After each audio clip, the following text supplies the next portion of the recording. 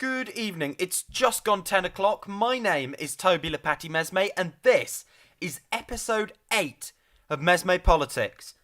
Coming up on tonight's show, Angela Rayner sets out her stall with some thinly veiled criticism of the Keir Starmer leadership, doled out by his deputy. Also want to talk to you about the really grotesque double standards we're seeing in terms of how the Israel-Palestine situation, the occupation, the oppression, the apartheid system is being covered by the Western media, which basically lauds the oppressors and demonises the oppressed. But first, I want to talk to you about the dire polling ratings of Keir Starmer. We didn't get onto this yesterday. It is a story. It's definitely worth talking about. So we're going to talk about it. So, Keir Starmer's poll ratings are now worse than Jeremy Corbyn's at the same point in their respective leaderships, according to polls. So this is YouGov. Now, obviously, towards the end of his leadership, after 4 or 5 years of constant assault from the media, Jeremy Corbyn's approval ratings were dire. In terms of approve, disapprove, big majority of voters did not approve of his performance as Labour leader, and he did become toxic in that sense, in that the electorate weren't fans of him. He was an unpopular leader. This took a long time to get that bad, right? And obviously a lot of factors fed into it. The media, the Brexit situation, strategic mistakes in terms of the leadership itself. But it is very difficult to sort of cut through when, your leadership is under constant attack from so many corners. Now, Keir Starmer has not had this conundrum, right? He's not been under relentless assault. He's had basically the sort of centrist columnists and even right-wing columnists been cheering him on. Most of the mainstream media has been either neutral, very, very slightly hostile, or even openly, outwardly sympathetic, cheering on his faction in the Labour Party. He's not been under character assassination. He's not been called an anti-Semite or a terrorist sympathiser. Obviously, Jeremy Corbyn's ratings were bad at this point in his leadership. They did actually improve and equalise, right? Were pretty good considering the toxic state of politics at one point. He overtook in preferred prime ministerial polling, and his ratings levelled out after 2017. And obviously, Labour itself was polling very well, including at points where Jeremy Corbyn himself didn't come out too well in terms of popularity. So actually, overall, Jeremy Corbyn's electoral record pre-2019 was mixed, and there were some very, very big successes, right, that we haven't seen since the days of New Labour in terms of vote increases and things like that in 2017. So it's a very mixed bag with Jeremy. Keir Starmer, his ratings are dire. The party itself is underperforming beyond anything Jeremy saw in his first local elections. So it's all very dire. So his poll ratings are, considering he was doing so well in terms of polling summer last year, and considering the media didn't turn on him at any point, a net rating of -48, 65% saying he's doing badly, and only 17% of voters saying he's doing well. And you've got majorities of Labour voters saying he's not doing well, and also saying he's out of touch, and a super majority of the British public saying he's not in touch. Now, I looked back at 2019, right? Late 2019, that was the low point for Jeremy Corbyn's personal popularity ratings, right? That was when it was really, really bad at the end of the leadership. Well, still 20, 21, 22% approval. Keir Starmer is on 17% approval. Now, the disapproval may be slightly lower than the very worst points for Jeremy Corbyn, where it was more like 70%. The 17% approve is really low, and it actually does, in many ways, confirm my suspicion that Keir Starmer appeals to no one except a very thin slice of people who would have been inclined to vote Change UK or Liberal Democrat, right? A few Labour people, a few Blairites, and the Lib Dems. That's 17%, right? People don't like this guy. He's underperforming compared to his party in every way. It was the opposite a while ago. He is now underperforming compared to his party on every metric. He is an electoral liability for Labour. He is a disaster. And as we'll find out in a minute, even Angela Rayner is saying we don't know what this guy stands for. Now, next, situation in occupied Palestine, what we see is endless provocations. But let's look at it this way. So we hear, every time we interview someone from Palestine, we hear on the mainstream media the crowing of, will you condemn Hamas for their missile strikes? It completely disregards the power dynamics at play here. Let's look at the power dynamics. You've got a massive military force with massive weapons, right? Huge weaponry, nuclear capacity, really advanced military technology propped up by the US. And then you have an occupied area, right, that has been decimated with people living in deprivation.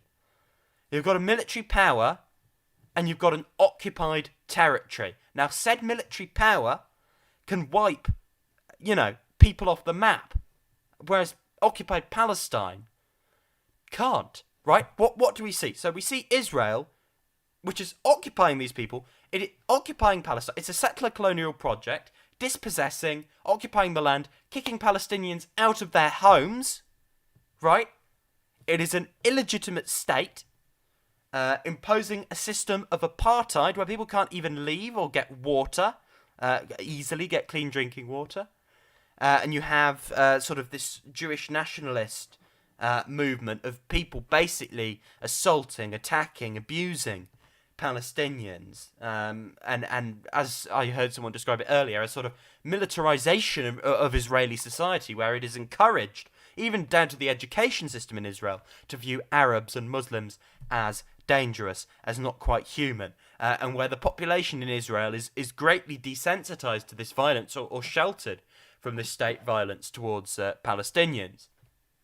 And you have, one set of rules and laws for Jews, another set for Palestinians, right? In that the law does directly discriminate against Palestinians and Arabs as opposed to Jews, and in that there are different roads, right? It is an apartheid system. People are evicted from their homes because of claims that have no merit, that are held up by a corrupt court system that's obviously going to rule in the state of Israel's favour.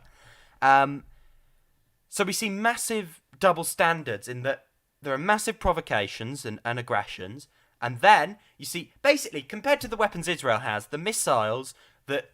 This is, again, so you're attacking and dispossessing these people, they then fight back, right? Okay? We're not going to get into the morality. It's a personal moral debate. Do you think it's justified or not? It's a moral debate.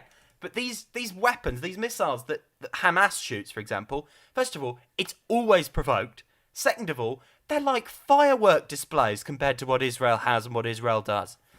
So, occupying force, dispossessing, abusing, breaching international humanitarian law consistently for upwards of 70 years.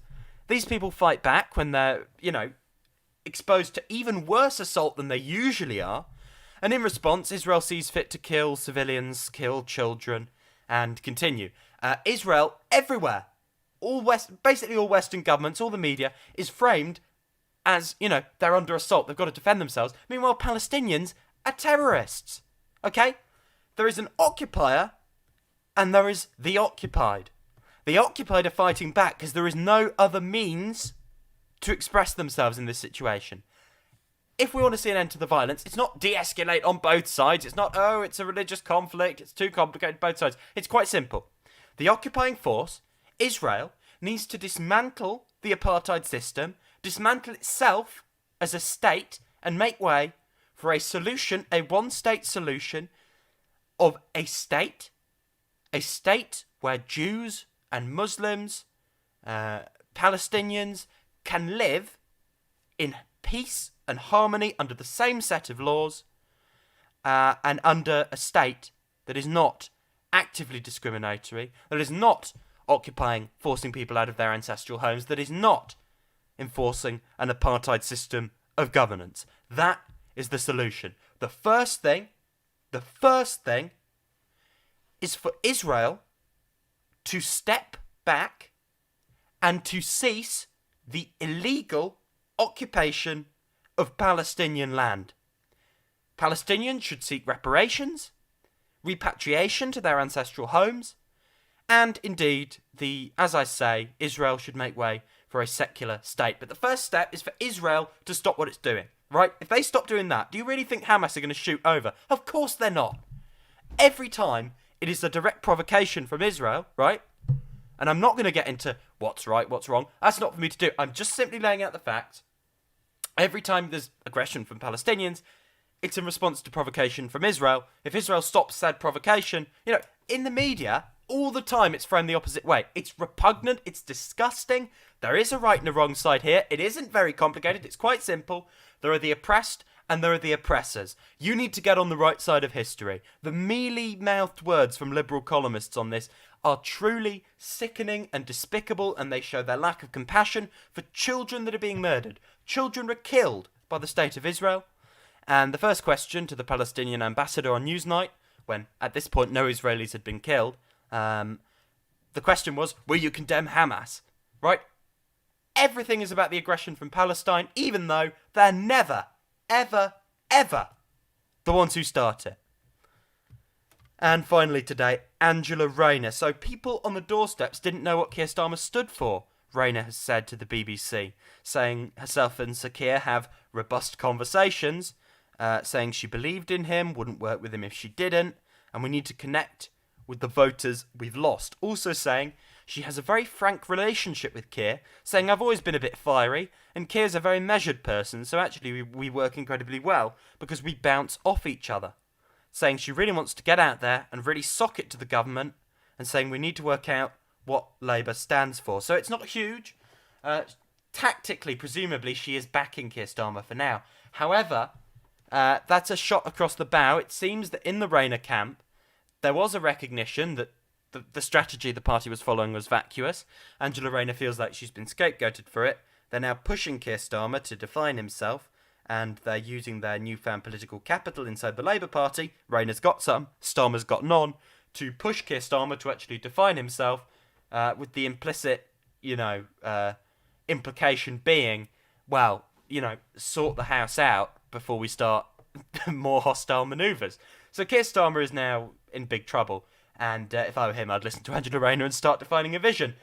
Anyway, that's it from me today. This has been episode 8 of MesmePolitics. I'm Toby Lepati Mesme. I'll see you same time, same place tomorrow. It's 12 minutes past 10.